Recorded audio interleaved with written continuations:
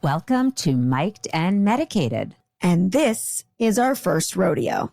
Yeehaw! Yeehaw!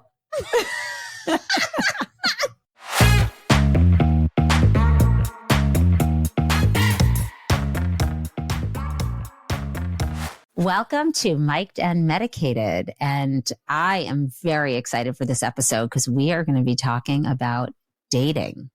We are sitting with one of my closest friends who was my colocataire in Paris, which means roommate in French, Alexa Hakim Moinian. And she doesn't want to call herself this, but she sort of is a matchmaker, make me a match.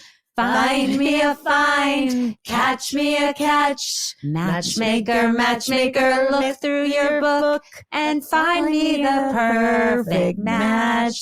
For Papa, make him a scholar. For Mama, make him rich as a king. Wow. For me, well, I wouldn't holler if he were as handsome as anything.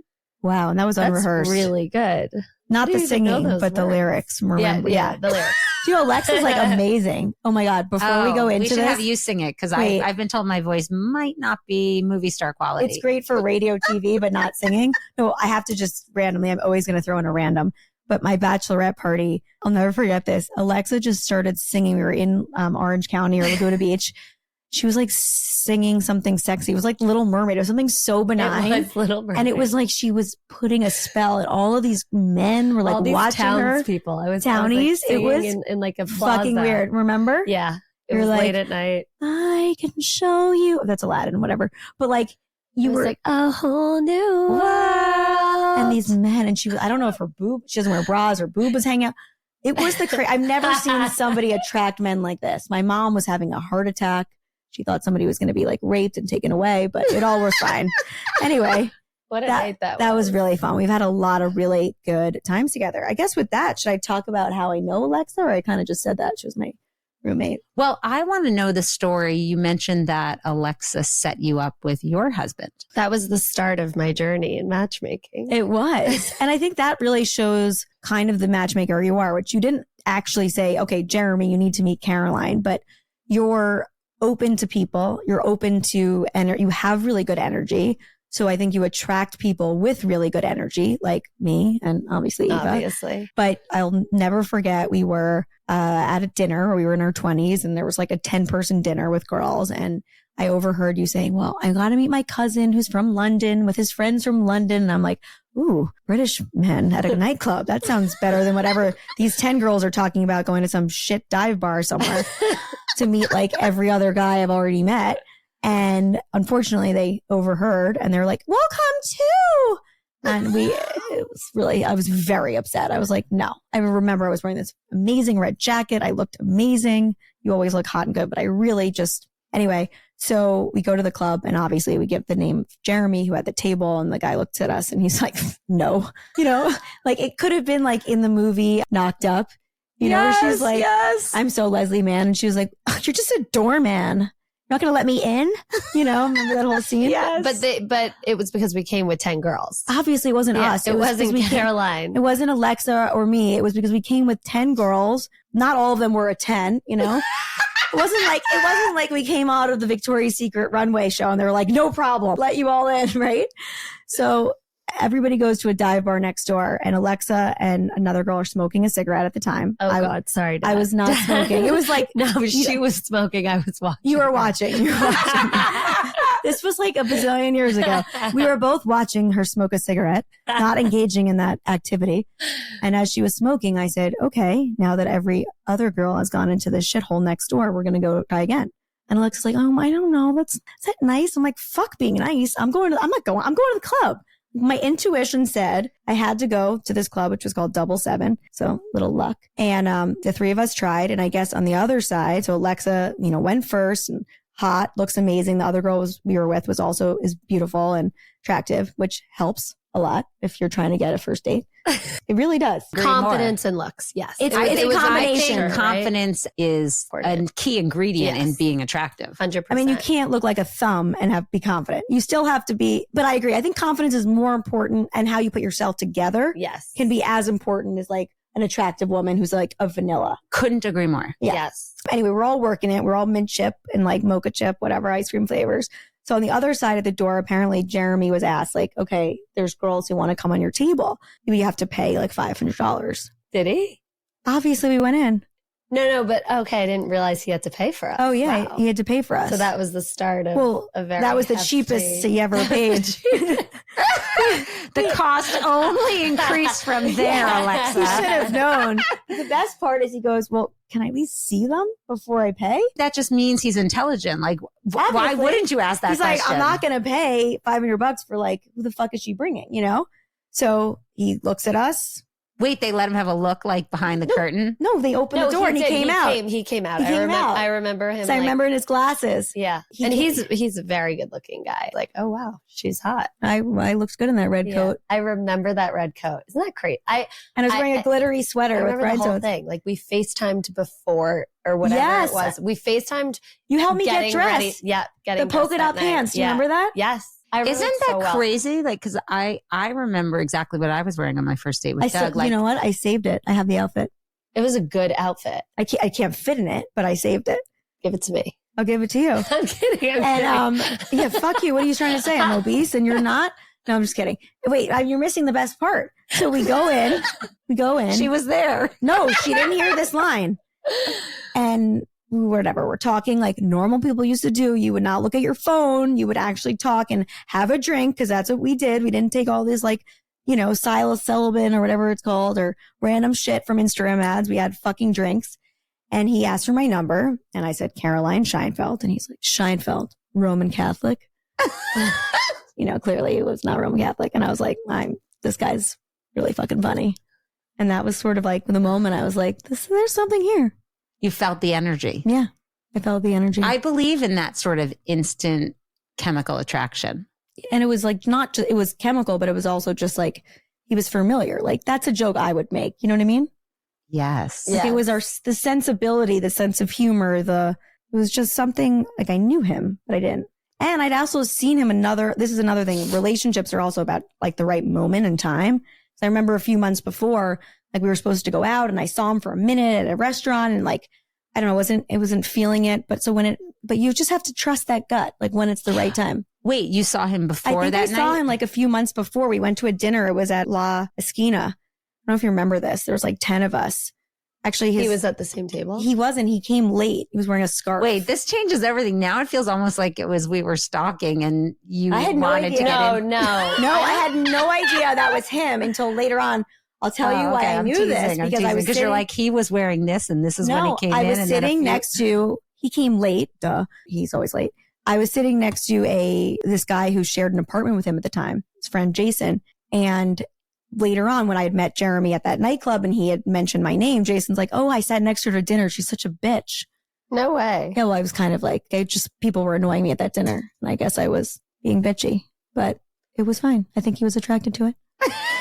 Yeah, some guys like bitches. Yeah, obviously mine does. No, but anyway, it wasn't the right moment. It was a passing moment. It wasn't the right second. What you're saying, which I completely agree with, is the timing has to be right. And I feel like I've always said you either meet somebody and the timing is right. And there's probably a list of women you need to go thank for like getting your husband ready for that moment.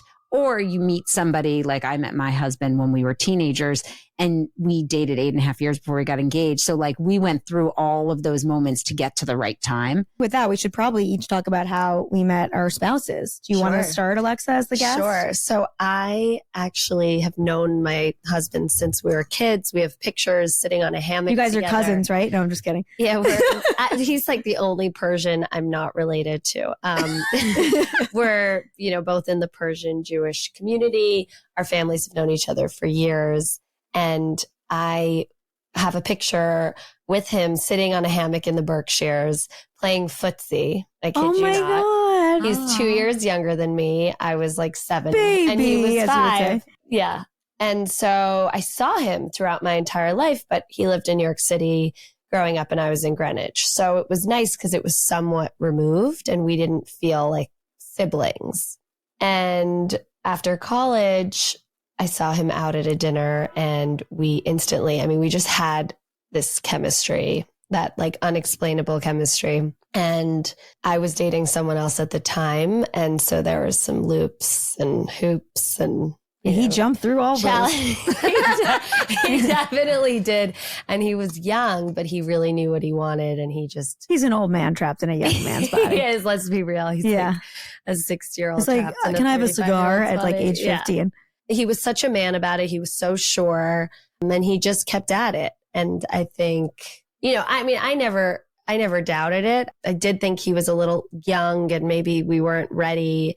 I thought maybe the timing wasn't right. And of course, timing wasn't right initially because I was in another relationship, but he really didn't care. He was like, when you're single, we're going to date. And he knew. And it was kind of weird, but it was also sexy.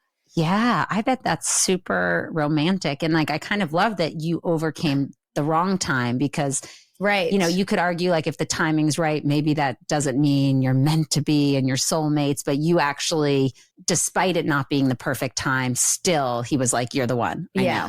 I love that. And I think also because we were so young and I wasn't thinking about marriage at all at the time. Like I was 24 and he was 22 and that was just not something that was coming through my head. I was so silly with him. Like we did a lot of group dinners before we actually started dating because like that was harmless and it wasn't inappropriate. Oh, while you still had a boyfriend. Right. I still had a boyfriend, but he was in college at the time. I remember that. Yeah. Okay. So, but Nico was too young. But yet at the time, your ex-boyfriend was in college. I mean, I was just having so much fun. So I would go to these group dinners. Like one time I showed up in a blonde wig. Yeah, you love dressing I just up. thought it would be so funny and a backpack. And I just did all these weird, I was in grad school and sometimes we would go to nightclubs together. I would bring a backpack. I was just like silly and funny. And I think it was like weird and playful and he was able to bring out the best in me. He made you punctual. He definitely made me punctual. Yeah. He's a bit more serious. I think we're complementary. So even though he's younger in biological age, it sounds like he was the older, more serious one in the relationship. 100%. He wears a pocket square. By the way, Doug, that's like he's like an old man in a good Doug way. wears a pocket square. Right. Well, Doug's older. No. But Doug always did. Always. Like people and my college friends used to joke that like Doug always had a pocket square. Oh, I like that. I feel like he's gotten more casual as the years have gone on. These men are getting too comfortable. Time to up the ante. For God's sakes, you do dating events for us, for grown-ups. But I also think that oftentimes people overlook their friends that they've grown up with that they could be so compatible with romantically. And you're like, no, I don't want to ruin that. But it could be like some of the most beautiful relationships. Also, like, let's be real. Men and women cannot be friends, as Harry said in When Harry Met Sally. So like, if you're friends with a guy and he's not gay, he's in love with you or you're in love with him. For Doug and I, we met in college and there was instant chemistry. And it's funny because I don't think like you, Caroline, I am an intuitive person. And so you don't think you are? I don't. No, you're very in your head. I'm very in my head, or at least I definitely was back then. But it was like against my will. Like I was friends with his older brother. He was my grade in college. Doug was 2 years younger than me, but it was like electricity in the air. I love that we grew up together and that we have all this shared history because all of our friends, like whether it's college friends, we each went to business school, city friends, like our lives are so inextricably entwined. And it's such like a beautiful way to be with somebody. We've been together for, 29 years. Oh my wow. Which is a long time. 7, 8? We've been married 21, but together. Isn't that crazy that somebody was born on your wedding day can drink now? It is fitting to me that you did meet somebody young because I don't know if people, I don't know if people know this about you because you are very corporate and, badass. Let me break the glass ceiling. But you always, like me, you wanted to have a husband and kids and you wanted a white picket fence. I just wanted a Park Avenue duplex, but it was the same thing. Yeah. And this gets to something I'd love to ask you about, Alexa, because I actually feel like I always prioritized having a family, finding the guy. And so I was happy, like when Doug got a job in LA, I engineered my internship to be out in LA with him before going to business school, but I think women today might feel like I'm not following my boyfriend. I'm going to take the best internship I can get. And so I do think that we've told women you can have it all and don't organize your life around a man, but like somebody has to organize around somebody else, or chances are it just might not work out. I couldn't agree more. Actually, before, and I'll let Alexa answer, but I was listening to a Barry Weiss podcast with Dana Perino, I believe is her name. And she actually said something that she said, I think this is really important for people to know. She said, choosing to be loved is not a career limiting decision, because someone told her, don't give up on the chance to be loved. And that you also have to go out, join a group, put your, invest in yourself in your 20s and 30s because you want to share your life with somebody. And she still had her whole career after, but she just followed it, even though she was taught to have a career. And like, you shouldn't put the time she met this guy in an airplane and he was British and she was living in DC. And she was like, you know what? Like, I have to follow my heart. And I think that that's also important too. Like, women need to prioritize that. Yeah. I mean, I definitely think there's a balance. I don't think you should necessarily sacrifice a career that you love that will put you in this amazing position career-wise and maybe mentally, because you're going to feel so good having that job or having that life career-wise that you've always dreamt of. I don't know if you should necessarily sacrifice that to run after a guy. As long as you make time to find love, you're taking the path that you want. I kind of think what Dana was saying is you can't have it all. Like, the idea is like, you definitely can't. I think you have to prioritize and make choices and then be comfortable. You can't have it either. all at the same time, but you have to be comfortable then with those choices. So I think Sure. if you say like, this will be career limiting to follow you to London, you have to be comfortable with the fact that it's, exponentially harder to have a long distance relationship. And there's a good chance it may not work. Whereas if your number one thing is to build a family, you might want to say, I'm going to put my career on hold and have the confidence that it will be there later, versus putting the relationship on hold and having the confidence. But anyway, she ended up having, I don't think they ever had kids. She had a huge career. But she gave up kids. So, it's interesting. She gave up kids because he didn't want kids? No, I think because of her career. She was press secretary for. Do you think that's why? I have no idea why. I think they both had like, not everybody wants to have kids. And I think they both had, it sounds like, very big careers, and that was important to them. Look, you don't drop everything for some psycho. But like, if you're young and you're early on in your career and you really like, she met this person, they had dated. It wasn't like she met him on a whim and left. They had been together and dated, and this was the person she wanted to marry and be with for the rest of her life. Like, sometimes you have to make some sacrifices. Sure. If it feels like this is the person, is my saying. As I'm saying is like, I don't think you should always prioritize your career over finding love.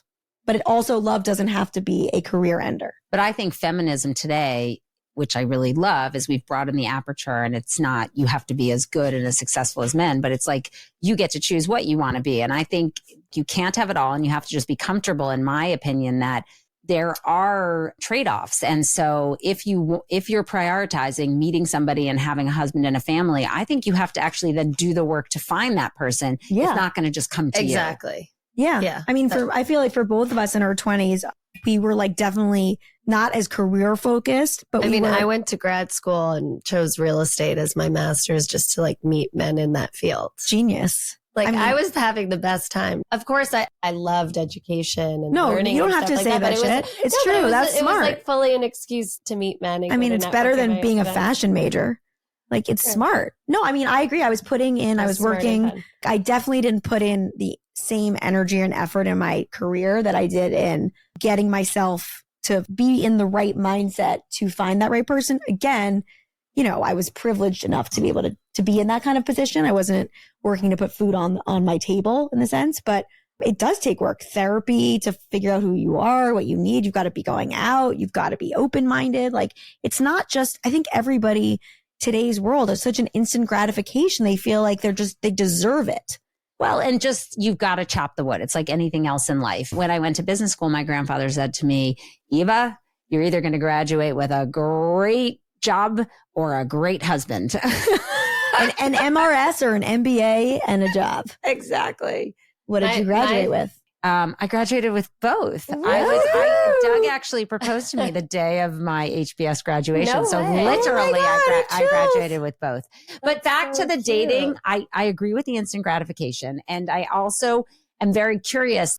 I didn't date at a time where there was instant communication. And so as women, not to stereotype, we all sat around and were like, how'd that date go? Is he going to call me? What does this mean? He said he's away on a business trip, but he'll call me next Tuesday. Whereas now there really are no excuses to be in communication. And even if you don't want to be, the other person can track you in multiple ways online. So how are you seeing, like, when people come to you for your party service, why are they coming and what are they saying is the barrier to finding somebody organically? So I started this company. Well, it wasn't a company then. It was just a fun party called Face to Face back in 2019. And it started because I had so many girlfriends that were single that were having such a hard time just meeting good guys. You know, they would go out on one date and then the guy would ghost them. And it was just like, they didn't know how to reach any new men and they were just kind of stuck in ruts. I had so many single girlfriends.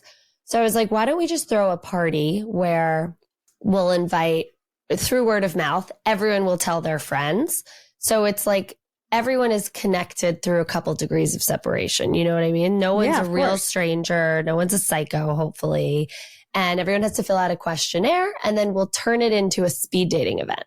So we had assembly line, 200 people. It's amazing. And you would date for 3 minutes and then rotate. Wait, and 200 people signed up for the first one? That's amazing. 200 people signed up for the first one. And then all of those are like sold out. And I mean, it took a lot of work. We chose a really cool venue. Tickets were like, I don't know, I think they were like $100 or something. We lost a lot of money at the first event, but it was fine. But you gained a lot of love. So after the first event, this girl from Philly met this guy from Long Island. They got married. And I was like, okay, I have to do this you again. had proof of concept on. I love it. Yes. So I was like, okay, we're going to do this again. And by the way, creating this assembly line took a lot of thought. We had an algorithm. My cousin, Tanya, who's now a partner with me on this, is really good at Excel. So based off of all of their responses, we would do age group, how religious, what you're looking for in a man. And everyone's kind of in the same boat. They're a little nervous. They're all looking for the same thing. We had social connectors in the room. So those were people that were there to make you feel comfortable in case you weren't talking to anyone or things weren't working out or whatever. You had like professional flirters like us. Exactly. What we used to do in our 20s. And what were the guys like that showed up? The guys had the best time. Getting them through that door. How did you get them though? It took a lot of flirting.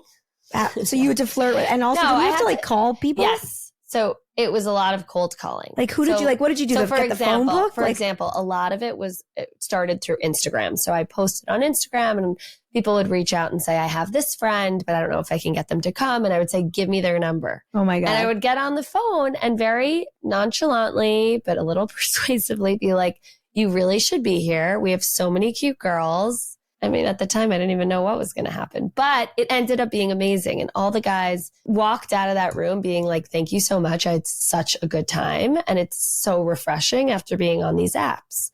So I started throwing an event a year. And then I started... You need more than that. No. So now I'm doing 3 to 4 events a year. I've done 2 in LA. I have 4 people that have gotten married from the LA events. Woohoo! And like 8 people in New York, right? Yeah, there's like 10 people that have been married now. So that's 20 people.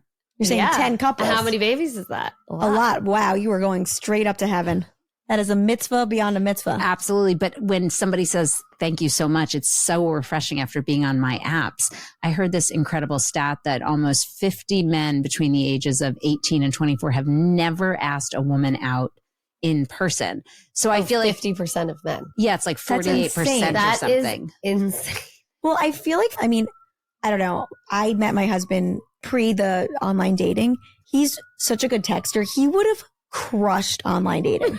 He would have had 50 first dates before flushing. I can see Jeremy sitting on his throne. Like he would just be like, crush, swipe, swipe. Like he would have literally crushed it. But then it's like, how many of those people who catfished him probably even want to go on like a third date? So weird. What does catfish Catfish means, you don't know what catfish means? No. Okay, so it's basically like, imagine if my profile was, you know, so, like it was Giselle. Not that I'm, you know, ugly, but I'm not Giselle. And then I showed up to dinner and I'm 5'4" and like not Giselle, I catfished you. But usually it's like when a really ugly girl puts a hot girl profile picture. No, so each event is different. And by the way, I only did one speed dating event. After that, it turned into curated matching, which was like a scavenger hunt. You would find like 5 people in the room that you're most compatible with. And there was like a whole system. Or speed dating felt like too corporate. Speed dating was just a lot of work, and it literally had to be 1-to-1 ratio, which like it typically is more or less that, but just like there's, I might do it. What I if might one do another couple one again, wants to talk longer than the other couple? Right. It feels more contrived. So I'll tell you what we do just before. So with the curated matching, we do the algorithm through Excel, and then we'll literally go through each person, check out their social media or their LinkedIn, and then make sure that their 5 matches look appropriate for them. I like have 10 girls come over. We do this amazing. whole day. We're coming. It's really fun. Can we It's come like for the next one? Recruitment. I think there's a big difference about having standards, but also being realistic. Like you have to have standards. Doesn't mean that the person you're dating is everything is going to work, or there's not some things you think he should not change his values, but he should work on. But like you have to have standards. I remember I met this woman and she was like, you have to meet my nephew. And I was like, okay, like great. And she's like, what's your number? What's your number? I'll have him call you. I was like, okay, great. So she gives him my number. It's like a Friday night at 11 and I get a text from this guy and it's like, hey, my aunt says you're cute. Do you want to meet for a drink now?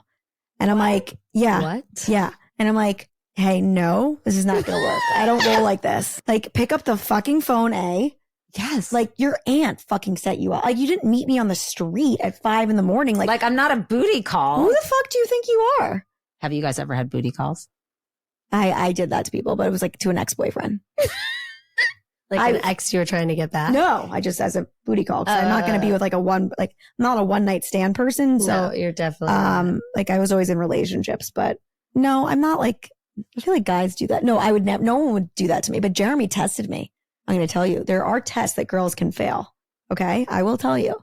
And I remember the first night I met him at the club. Then the next day he's like, come meet us at the club, meet us at 12. So I actually showed up at 12 with my friend. Apparently that 12 did not mean 12. It meant 1, but I was there waiting. Anyway, we like had fun and we're dancing and he was like, I'll drop you off at home. But he like tried multiple times. He's like, are you sure you don't want to come over? Or I was like, no, I'm good. And then even when I was home, he texted me and I was like, not going to see you now, but if you want to see me, you can always take me to brunch or something. He ended up having brunch the next day, and he told me later on, I think he was just kind of trying to see what kind of girl I was. There absolutely are dating no's for me though. Like there are absolutely things that if a guy did on a first date, I would probably be like, no. I couldn't agree more. Let's talk about some of those. Like one thing that I find is never talk about your exes or your mother on a date. I went on a date with a guy, I'll never forget this, at business school, where he thought it was appropriate to tell me that his mom breastfed him until he was 5 years old and that he was psychologically scarred by it and has been in therapy his whole life. And I was like, thanks for dinner. I don't think we're going to see each other again. What the? No. That's insane. That's like an absolute no. Not paying, never going to see you again. By the way, the not paying, and it's not because you're cheap and don't want to pay. I actually think it's chivalry. It gets to the chivalry and the generosity, because I also dated a guy where he split the bill and he just had like a small-minded, probably a small penis. There was something very, I have no idea. I'm sure Doug is happy to know. I have no idea. But there was something so selfish about that. Not what's like mine is mine and what's yours is yours. I agree. I went out on a date with a guy that my dad wanted me to like so much. Like everything on paper was so perfect. And after the date, he was, how did it go? And I'm not going out with him again. And he's like, why? I was like, well, he didn't pay for dinner. He made me split the bill. My dad's like, but he wanted it to work so badly. And I was like, Isaac was not defending because he was like overlooking that because he liked all the other things. But I was like, absolutely not. To me, that's disgusting. The biggest turnoff. And financially, he was very, very secure. That's even worse. Yeah. But also say, don't brag ever. Don't talk about how much money you make. Or that's tacky. Having a trust fund. I had someone come to a first date and was like, sorry, I'm late. I had a trust fund meeting. Oh gosh. Swear to God. I was like, I'm sorry. What? Ugh. Like, I'm wearing a gold Rolex. Do I look like I need to hear that? I was like offended. Was he using that as bait? Like, do I look like a gold digger? I was very offended. I think that also if you're single, you should really take care of yourself and you should look hot. Your best. Sorry, I hate to say that, but like go to the gym, eat healthy. Want to take an Ozempic shot. But again, like, I don't think that's to do. I don't think that's a superficial comment, because going back to what you said, which really surprised me about have a community of people who support you, make you feel good. When you feel your best, you show up in the world at your best. And when you look and feel beautiful, others will find you that way. And that's when you're going to meet somebody. Right. Always. And we just established together that we think confidence is more important than looks. So really, when you feel your best, right, you'll look your best, but also just work on. Yeah. And like, I'm sorry. I know you're not really as much into this, but like always get a fucking blowout. You're like a little more natural, but like I always get a blowout. Like good hair for a first date. You have great hair. I always have great hair. Always have a blowout your first date, because you're something about, I don't know if it was the Pantene Pro V commercials in the 90s, but when you have good hair, you feel fucking good. By the way, it's back to feeling beautiful. Yes. And don't have chip nails. You know, look good, feel good, be clean. And I'm sorry, none of this fucking grungy hair under your armpit shit. You're a girl. You're a she, her. Get rid of that fucking shit. I agree. Sorry. I don't want to see that. He doesn't want to see that either. Yeah. Do men want to see that now when women are, ooh. Oh, and sorry, one more thing. Keep really going. Important. These people want to hear. I think I touched on this before, but you need to stay interesting, whether it's your job, a hobby. Like read a book. You really need a passion, because I think when you're interested, oh my God, it's like applying into to college. Interesting. Yeah, no, it really, and it doesn't have to be that intense. Be pointy, don't be well-rounded. I always kind of like to play the games and act a little bit too busy, not with like work stuff, but like initially in the relationship, I'd be like, I would take a long time to respond, or I would be busy. And I think that was like a little alluring for some. I was about to say, I think men want that. Right. I agree. I think there's something about being a little bit unavailable that men like you can't be desperate. Yeah. No, you don't want to feel desperate. You want to feel very like a very interesting person who has a lot of mysterious, a little mysterious.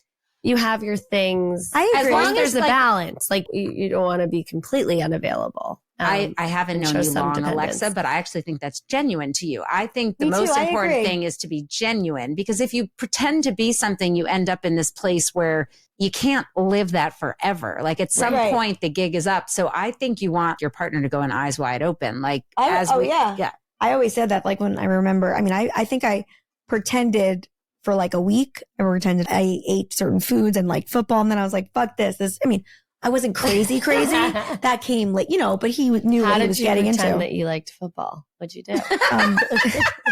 He was like, would you want to like come over and we'll watch football with my friend and we're going to order Chinese food?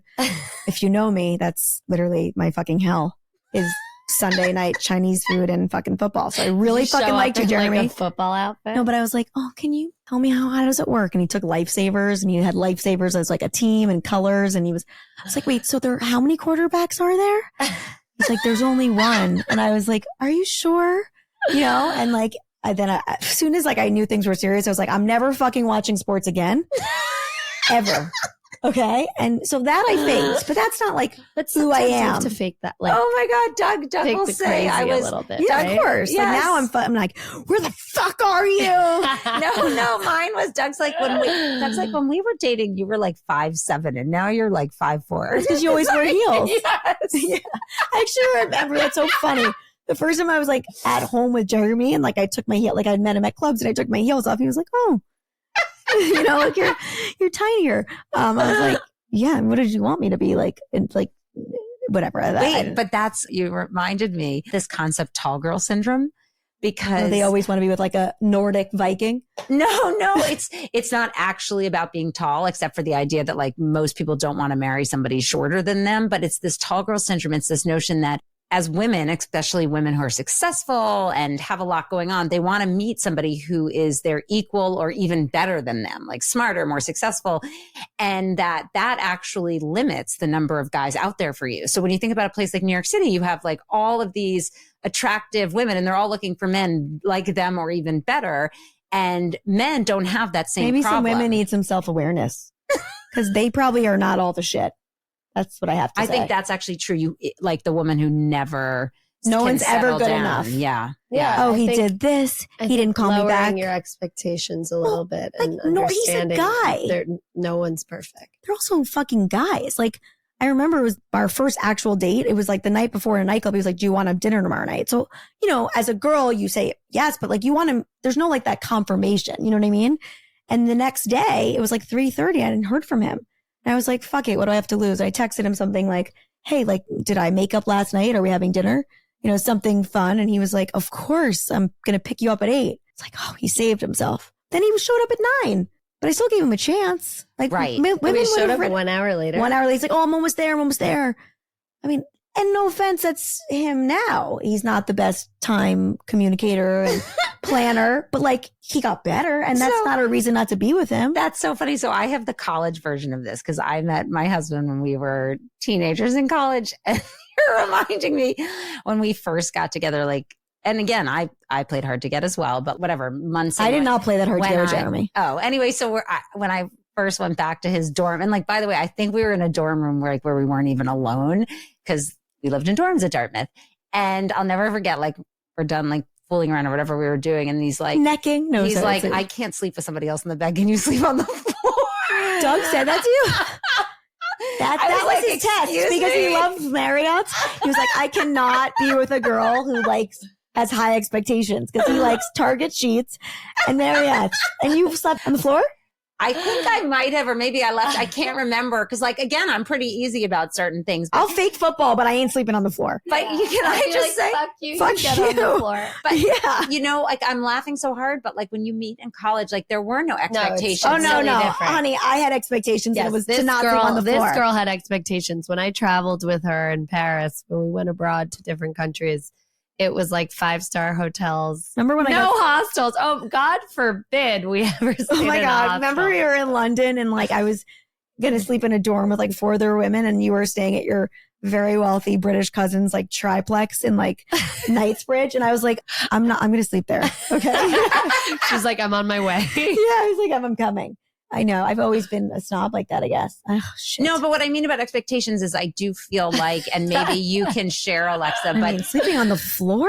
oh What my are we God, trying my to tell forehead women is here? bad. Caroline Scheinfeld sleeping No, on the I want to set the floor record in straight. in Doug college. is the most generous, most chivalrous, like most He's amazing not that guy. chivalrous if he's like, I can't sleep in a bed with you. Sit I'll sleep on the floor.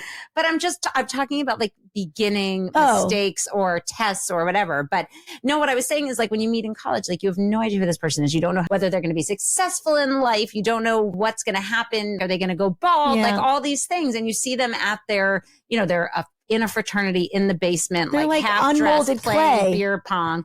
And I feel like as you age, you start to have all these practical considerations that you, whether you want to or not, you sort of have in your brain about what you're looking for in a partner. And so I do think that limits your being open to getting to know somebody just based on that initial chemistry. 100%. And I think that's what's so sad is that as you get older, you get more set in your ways and you have very And the specific- pool's The like pool smaller. So my dad, actually, my parents were very like uninvolved. They fully trusted me. They were like, have fun in your 20s, do whatever you want. And I did. I had so much fun. I dated. We had so much fun. We had so much fun. And then when I turned, I think I was like 25, my dad sat me down one day and was like, listen, I never give you any advice, but I just want you to know that like a woman's prime is between 26 and 28. And if you don't find someone during that time, your pool will just get smaller and smaller. Like no pressure. I mean, I mean, he was right. Sorry, I mean, there's still time to find love later, but no, that's the biggest Of flaw. course there is, but I do think, and I see it every day when, you know, women are asking me to set them up and they're in their 30s. It's a problem because men, even up through their 40s, want a girl in their 20s. So, and then that's why I love the events, by the way, because you don't walk into that necessarily room, know. no one knows how old you are. Right. And you're going off of Oh your my God, chemistry. your Today, nobody knows energy. how old you are because you could be 45 and Botox to the point where It's you so look like you're true. 27. Exactly. that is true. Exactly. But is No, that and like, can I tell you at the last event I just did, the 3 hottest girls that were in that room were like 37, 38, 39. They were 'Cause you're the most confident. No one knew how old they were. I was about to say it's the confidence There as were you age. as there a were woman. 20-year-olds. So it was the confidence. Yeah. it was just being secure with themselves. And men were going after these girls like, I wish I could tell myself. I mean, I know you're always younger in the picture, but in those old photos, I was like, damn it. Like you were so insecure about the stupidest shit. Like you were fucking hot and like you should have rocked it. Now I'm like, yes. But I feel better now. But that's why we have this podcast, so we can rock it now. No, we're going to be famous. And you guys are rocking it now. We're rocking the boats. People are annoyed. That is another thing. Balance. Like we were talking that you can have multiple soulmates, which some people believe in this, where that's two individual souls coming together. Because you hear a lot of times people are like, oh, I'm never going to recover. Like that was my soulmate. You can have multiple. Yeah. So pick yourself up. And I also believe this, what is meant to be is meant to be. I agree with that. Right. And sometimes the universe's rejection is the universe's protection. Yeah. It's not meant to happen. Something's better is happening. But anyway. But that requires you to get off your butt. Of course. You can't just stay home watching Netflix. Yeah. But, also you can have multiple soulmates. But I do believe if you're very lucky and spiritually open, you can meet your twin flame, which means that you share a soul with one person. And I kind of think I do. Oh, I love that. Really I think we all do. No? I for sure feel like Doug is I can't imagine my life without him, and I wouldn't have achieved all I've achieved without him. And I feel profound gratitude that I have him. But I don't think I'm as spiritual as you in that for me, you're selling yourself short, actually. Oh, the way people are supposed to be together. I think I'm yes. So I love setting people up, and I love feel things. I think I'm good at doing it for others. I think when it comes to me, I'm not as good. But I think Doug and I had this sort of instant chemistry that turned into like he was your Bashir. Hot, heavy romance, and we just never lost that. So like no matter where we went, and we obviously had a lot of ups and downs for the 8 years we dated, because there were times we were in different cities or we were taking a break. And so it was definitely tumultuous at times, but it was like, I felt like deep down, I always knew he was the one. Yeah. I think that's the other thing is like, you can feel it. And like, if it's going to work out, it's going to work out, as I just said. But also, you won't ever find that person if nobody is good enough for you. Right. If like, I think what you did was really interesting, talking about spirituality and stuff, because you basically manifested Jeremy. Yeah, which is I basically birthed him. No, but I'm a big believer of manifestation and just truly believing that you will achieve something or you will find that person is, I think, a big step. I also think it makes you feel like a sense of control in your life, even though I don't know. And it also helps you think, right? It helps you think about what are those things that are my non-negotiables, or what are those things that are my standards, but if it's not on the list, then maybe it's okay. Like I didn't have on my list punctual. You know what I mean? So like I can share you, because actually I wrote down, I had a healer at the time, because I was like going through a breakup, and I said to myself, I was like, I wish I could, I described, I don't know who it was, maybe it was you on the phone. Like, I wish I could have almost like a soup that was a mix of certain characteristics of all my ex-boyfriends, and that would be the perfect person. It's basically the Mary Poppins nanny. It's Jeremy's the Mary Poppins nanny. But I'm going to read you some of it, because I think it's really funny, because it's 100% true. But I think this is good. It's helpful for people to understand what I think is something that you could aspire to, right? It's not all superficial, but it's not all about his job. So old-fashioned manners, chivalrous, dresses respectfully, manly, but not gay. I was meeting a lot of metro men, and I was not attracted to that. I do not like that. Mad Men-ish, wears a suit. Oh my God, this is so Jeremy. It's crazy. I wish I dated this. Loves his family, has had healthy relationships with women, and he gets it. He's different. He's successful, but he's not finance-ish. He's in real estate finance. I mean, whatever.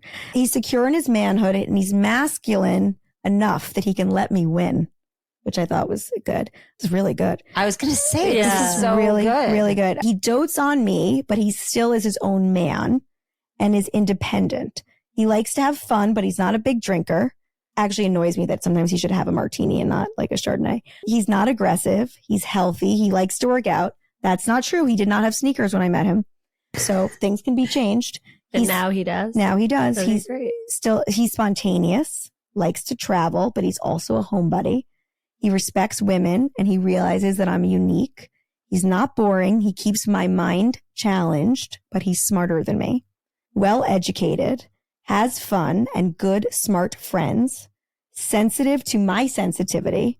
Jesus, Caroline, so good. A good communicator, stable, so manly that he can take care of me, but he likes that I'm strong-willed and understands that I can sometimes flip out and he won't silence me. If an issue comes up, he can talk to me like a man and he doesn't leave me hanging for days or hours. Not disrespectful, doesn't think he's the only one who works, makes me happy, and as Toni Morrison said, a friend of my mind. Jesus. This is pre-chat GBT, by the way. Amazing chemistry / sex life. Speaks another language or interested in it. He does not speak another language. Smarter than me, but doesn't know it. Loves my family and my family loves him. He doesn't patronize me and is emotionally connected. I hate feminine dudes, so he has to be manly. I like how I threw that in after the Toni Morrison quote. He enjoys the moment and can help me depart from my Capricorn rigid ways. We can walk in a room together, not me or him first. So cute. It's so insightful and deep. I love it. But here's the thing. I feel like I'm living proof of this whole manifest concept because I don't think I used to believe in fate or that what you put out in the universe is what you will receive. And I feel like as I've gotten older, I've started to experience it. And the more I practice it, the more everything just works out the way it's meant to. And sometimes it's on really small levels. Like, I don't think I'm going to have a babysitter for Friday night, but I'm like, I'm going to figure this out. It's all going to just be fine. Like, we're going to, and then that's just like happens. Like I run into somebody and she's like, well, I can babysit Friday night. It's just like, those are like the small tactical ways. But then in other ways, it's the big ways, like you and I figuring out we wanted to do this together as a creative endeavor. And so I definitely creative endeavor that also produces a lot of income eventually. Yes, for sure. This is not just a hobby. So anyway, so I feel like that, remember that book, The Secret? Yeah, of course. I read that. And this is why I did this. I totally believe it. And I actually had, when I turned 50, I was trying to think about like my next phase of my life. And I wrote down all the things that I wanted in my career and the ways that I wanted to kind of apply all the skills and knowledge I had built.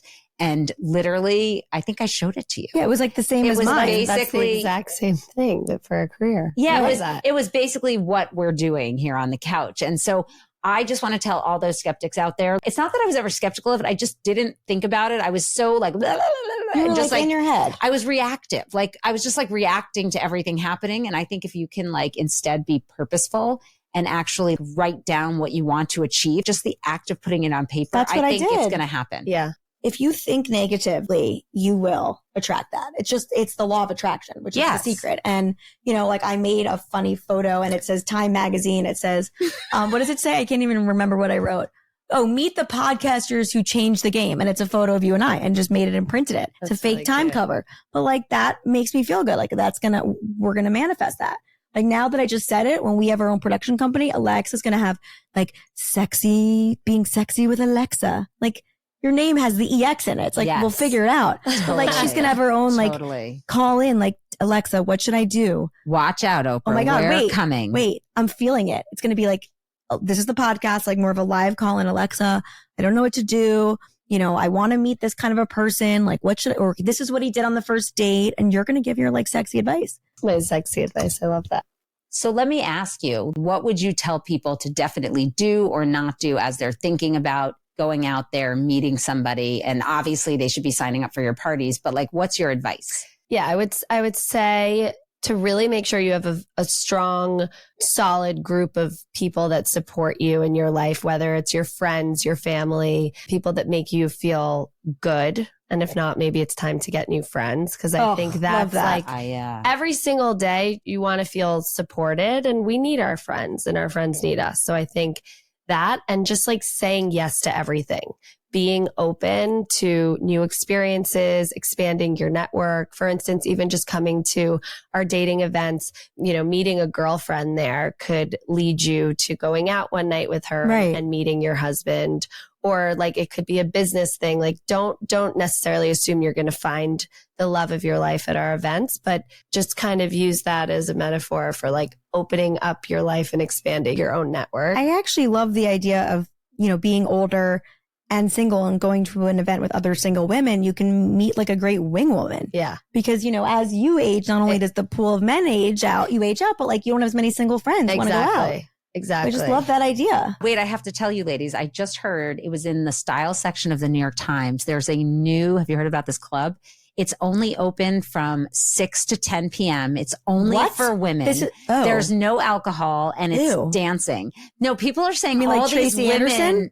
That's what I asked. That's It's exactly literally what Tracy Anderson, just 6 a.m. to 10 a.m. People are saying it's for women who like want to go out, want to dance, lesbians. but don't drink and want to be home to put their kids to bed. That's really weird. I'm sorry, but like I think dancing, besides cardio dancing, is kind of like a sexual thing. That's why like religious people, you can't dance. Like there was something about being at a club and like being able to dance with Jeremy and have a drink, like is chemistry. It puts you in that feeling like who wants to dance with a bunch of fucking women? Unless you're a love lesbian. Dancing with women. No, in the bat morning. mitzvahs.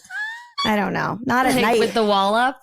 No, I do. But with your husband also there. It's weird to just go out and dance. Like it's weird. I love dancing with women. I think it's really fun. Okay. Are you going to go to that party? Yeah. Try it out for us. Yeah. Like we like sexy dancing with each other with our husbands, like watching being like a nightclub. Yeah. I thought you were going to say a nightclub opens 6 to 10. Yeah. I have a hard time with that. Nighttime girl dancing. I think it's called the cubby hole. So lesbian club. It already exists. Just opens at 10. They all come with their cats. Oh my God, that reminds me. Oh God. Speaking of cats, I have to say something. Karen, I love dogs. I really hate cats, but I understand if you love cats. I hate cats. It's okay. You can say it. Okay, I hate cats. And I'm so scared of cats. I'm allergic. Everybody says they're allergic. And you're not allergic to dogs. No, everybody's allergic to cats. No, me too. I get itchy. But anyway, I would say if you're a woman and you are single and you've been single for a very long time and you want to not be single and you have a cat, no. Time to get rid of it. Time to kill it. No, because I'm telling you that men want pussy with 2 legs, not 4. Okay.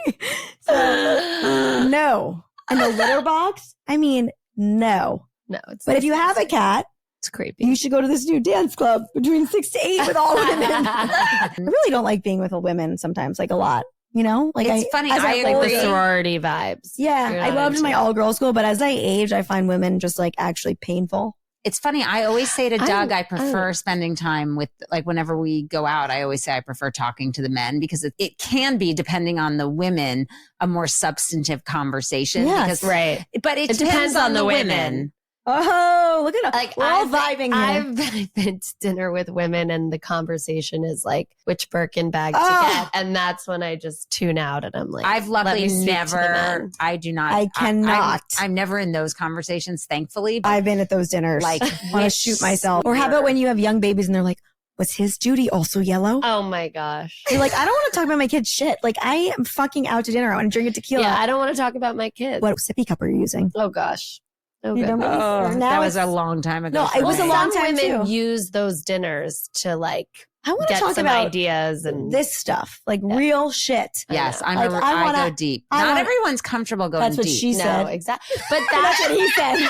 That's what he said. Guys, that's also a problem though. That's why I hate most people. You need to be vulnerable in order to truly connect with someone. And some people are turned off or really thrown if you're willing to share. Yeah, I think I could have But been. I think that's like a social cue thing. No, like you figure out when it's appropriate. There's people where the conversation who have Asperger's or autism. And then there's people like you and I who I would say we're not on the spectrum, but we definitely share, but we know when to. Yeah, I like one-on-one depth more than I like a group chat. I hate group dinners. Yeah.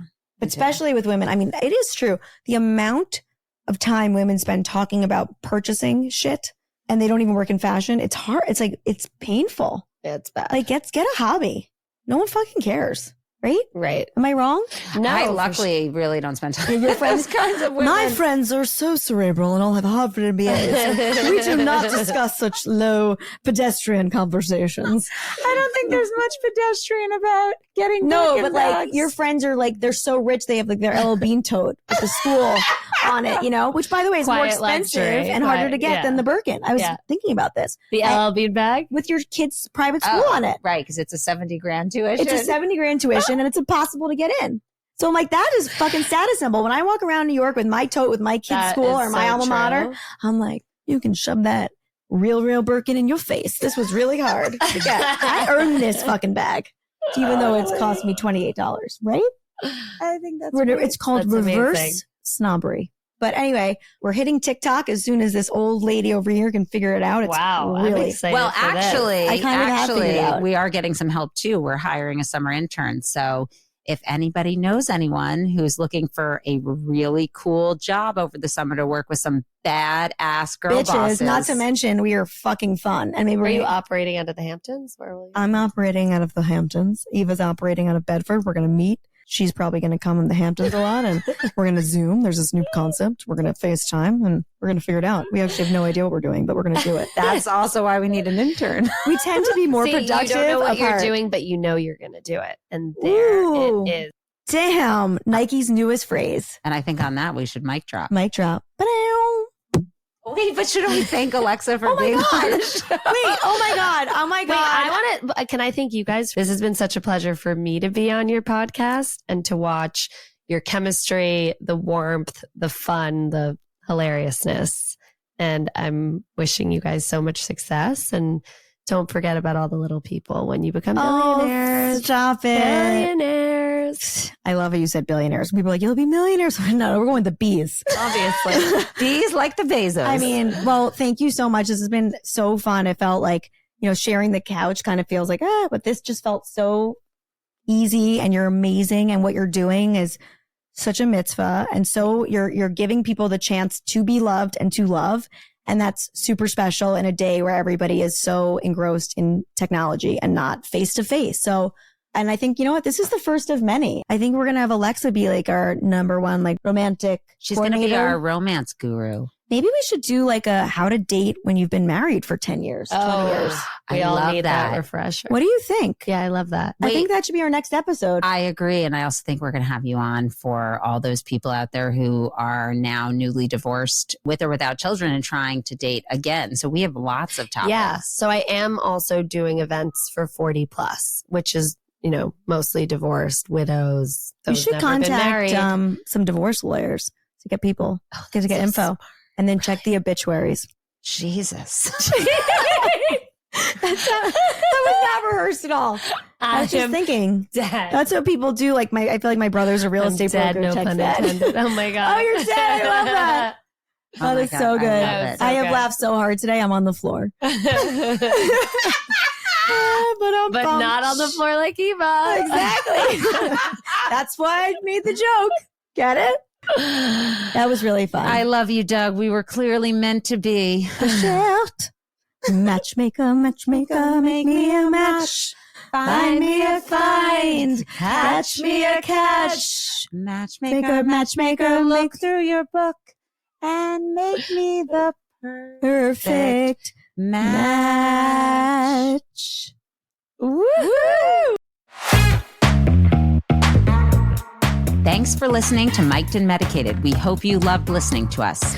But even if you didn't, we have zero shame. So still subscribe to our podcast, leave a comment, and a 5-star review. And follow us on Instagram and slide into our DMs because they are wide open. This show was created in New York City and hosted and produced by Eva Heyman and Caroline Leventhal. And mic drop.